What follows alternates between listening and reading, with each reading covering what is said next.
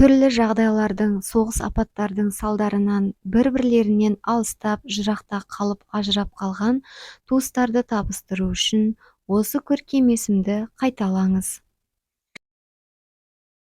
الجامع الجامع الجامع Жинаушы. Қиямет күні келіп, ақырғы сағат соққан уақытта Алла тағаланың әмірімен күллі адамзат махшар алаңына жиналады. Сол күні, сол сәтте қиындыққа шыдай алмаған адамдар жиналып өздеріне жәрдемші болатын, шапағат жасайтын ерекше бір жанды іздейді. Содан жиналған жұрт ақылдаса келе ұлы Алла үрлеп жан берген, періштелерге сәжде еткізген, жұмағына кіргізген бәріміздің түп атамыз адамға Алла одан разы болсын, барайық дейді. Сұрастыра келіп, адамның Алла одан разы болсын отырған жерін табады. Жағдайларын баяндайды, шапағат етуін сұрайды. Бірақ адам ата Алла одан разы болсын, Алладан өзінің де кешірім тілеуде екендігін айтады. Жиналған қауымды ойлана келе, сендер ең дұрысы нұққа, Алла одан разы болсын, барыңдар дейді. Жиналған қауым терең шүкіршілігімен танылған Нұх пайғамбарымызды тауып алып демеу сұрайды. Бірақ ол да көмектесе алмайтынын айтып, оларды Ибраһим пайғамбарымызға Алла одан разы болсын жібереді.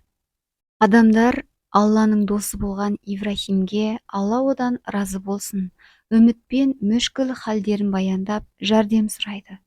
Бірақ ол да өзінен қайран жоқтығын түсіндіріп, Мусаға Алла одан разы болсын, жолығып көріңдер деп жол көрсетеді. Жұрт қатты сабырсызданып, Алламен тілдесу бақытына ие болған Муса пайғамбарымызға жетеді. Өкінішке орай, Муса да Алла одан разы болсын, алдыңғы пайғамбарларымыздың жауабын қайталайды. Оларды Құдайдың құдіретімен ерекше жаратылған, мұғжизасымен өлілерді тірілтіп, науқастарды емдеген Иса пайғамбарымызға жібереді. Жуан жіңішкеріп, жіңішке үзілгелі тұрған сын сағатта Иса пайғамбарымыз да қол ұшын беруге дәрменсіз күйде екендігін түсіндіреді. Бірақ дұрыс жолды нұсқап, ең соңғы пайғамбарымыз, адамзаттың асылы болған Алланың оған игілігімен сәлемі болсын, Мұхаммедке баруларын айтады. Қаншама пайғамбарларымыздың алдына үмітпен барып, күдікпен қайтқан жұрт соңғы үмітпен ақырғы елшіге жетеді.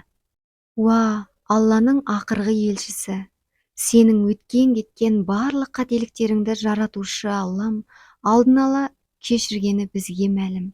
Сен бізге дұға етші. Жан төзгісіз азаптан Алла бізді құтқарса екен, дейді. Адамзаттың ардақтысы орнынан тұрып, зор махаббатпен сәждеге барып, Алла тағаланың барлық сипаттарын тізеді. Оған мадақ айтып, үмбеті үшін кешірім тілеп, көп дұға етеді. Сонда ұлы жаратушы оған: ей Мұхаммед, басыңды көтер, бүгін сенің қалауыңды орындаймын, шапағат ет, шапағатың қабыл болады, дейді. الجامع Жинаушы.